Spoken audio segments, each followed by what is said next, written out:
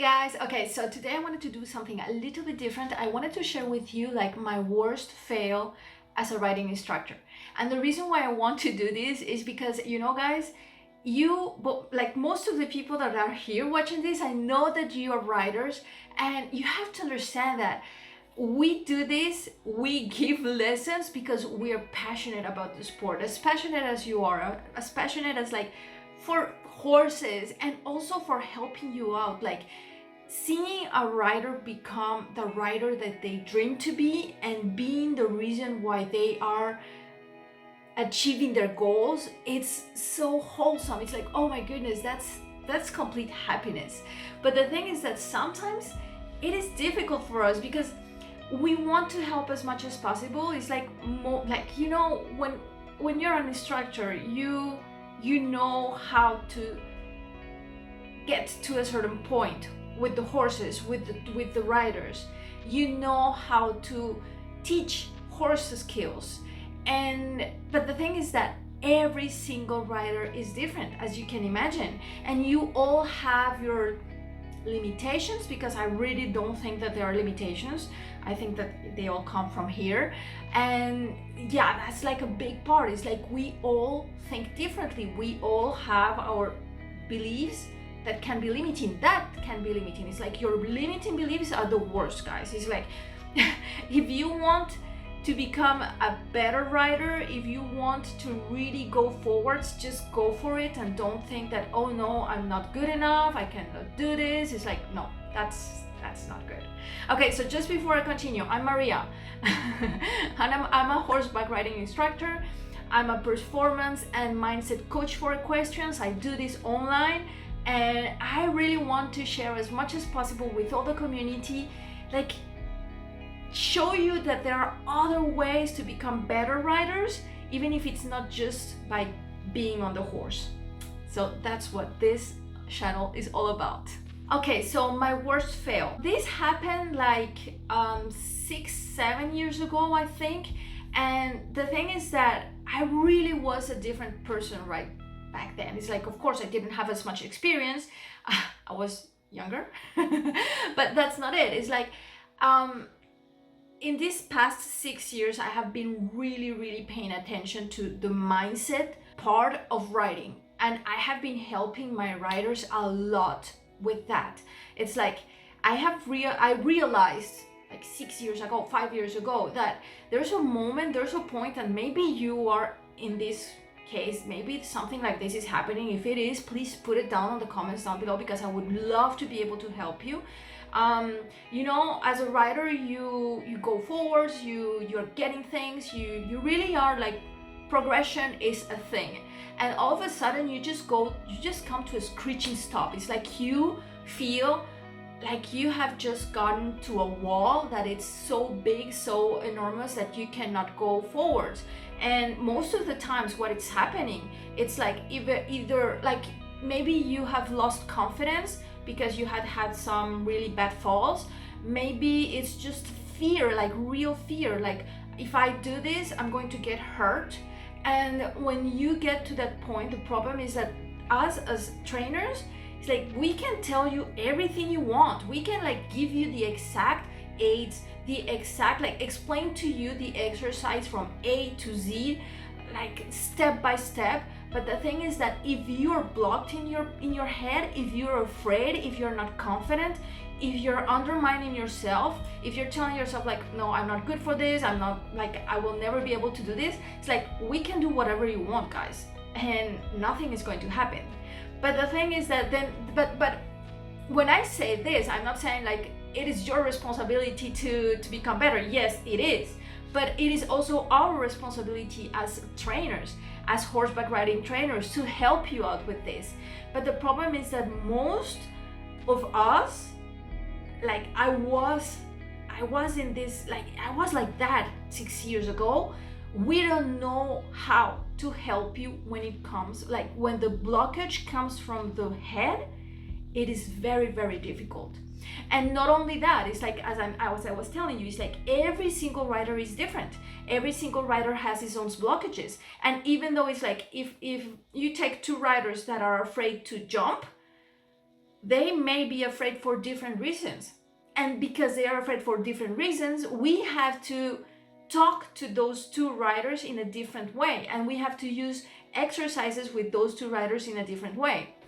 So what happened was that I was teaching this girl, and she was so hard on herself. She was like really, she just didn't cut herself any slack. And every time that she did something wrong, she just went, oh my goodness. She was so like, what I told her at that time, because I didn't know what else to do, is like, would you talk to a friend of yours like the way that you're talking to yourself? Is like, oh my goodness, you're so like so hurtful. And it was to herself. But she just like, I don't care. It's like, yeah, I'm crap. I cannot do anything. I'm the worst rider. I don't deserve my pony. It's like, I'm going to quit this anyways. And it's like, I'm not good for anything. And I was like, oh my gosh, it's like, you just made one mistake. And it's like, it's normal. You are learning. You have to go through those things. And even more, it's like today, what I know and what I tell my riders and what I work with my riders is that when you have a bad riding day, guys, just say like, yes, this was bad. You know why?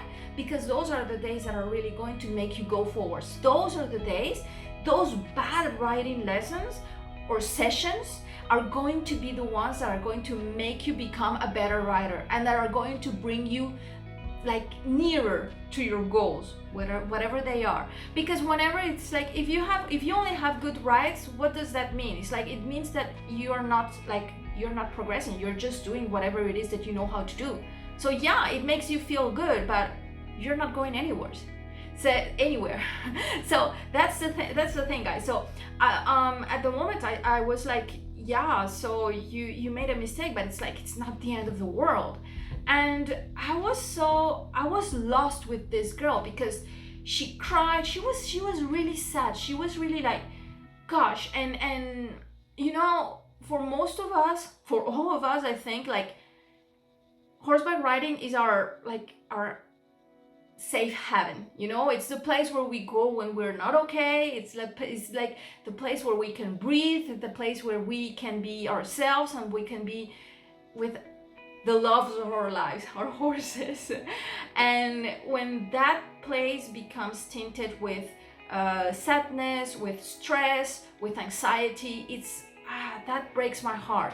That breaks my heart, because that's what was happening to this girl. It's like, at the time she was like, I don't know, 17, 18 maybe. And she was having lots of issues at school. It's like, it was difficult for her school. So when she got to the barn, when she was with her pony, it was the time that she was happy. But as soon as she went on the horse, as soon as she started riding, it's like hell broke loose every time. And I didn't know how to help her.